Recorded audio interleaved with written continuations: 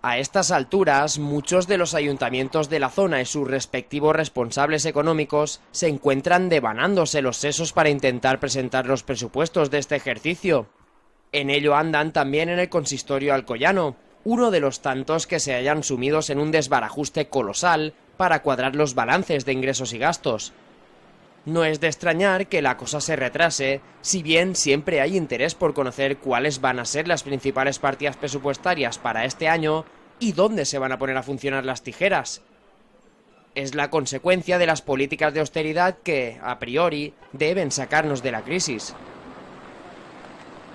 En el caso de Alcoy, desde la Concejalía de Hacienda echan la culpa del retraso a la situación económica heredada del anterior gobierno popular. Despilfarro y falsas promesas son algunas de las palabras con las que califican la labor del último mandato del PP. A pesar de ello, desde Hacienda pretenden sacar adelante unos presupuestos con mayor carga social y centrados en la promoción económica para salir del atolladero. Presupuestos que serían más fáciles de hacer si, además de atenerse a las condiciones del plan de ajuste, contaran con la suma que adeuda la Generalitat. Hem una temporadeta llarga treballant exclusivament en el tema de pressupostos. Estem fent diverses reunions a nivell de govern, de regidories, i ens agradaria que estiguera en les pròximes setmanes. De fet, el ritme l'hem pujat. Estàvem esperant-se un poc per el tema del pla d'ajust. Hem tingut ahir un paro per el pla d'ajust de l'Estat per al pago de proveïdors perquè podia condicionar el pressupost.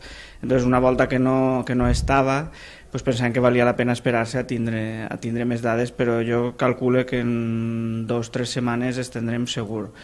Per una banda, el tema de promoció econòmica i de benestar social, que ja ho havíem comentat, de que no s'escatimen aquestes 2 àrees que pensem que són les que són necessàries, i per altra banda el tema de netejar el desficaci que ens hem trobat. Vull dir, és necessari que en els pressupostos es sanegen els 4,5 milions de dèficit i el mig milió de factures en el caixó que ens vam trobar, i això ha d'estar sanejat en el pressupost, i en la feina que estem fent creiem que aconseguirem, perquè ja vam demostrar que en el 2011 es va estalviar una quantitat de diners important i confiem en que ara es pugui estalviar. El superàvit sempre estem parlant de números, comptablement, perquè la liquiditat, o sigui, la capacitat econòmica de poder pagar als proveïdors no depèn d'aquest estalvi, sinó depèn de tindre diners en rama, no?, com es diu habitualment.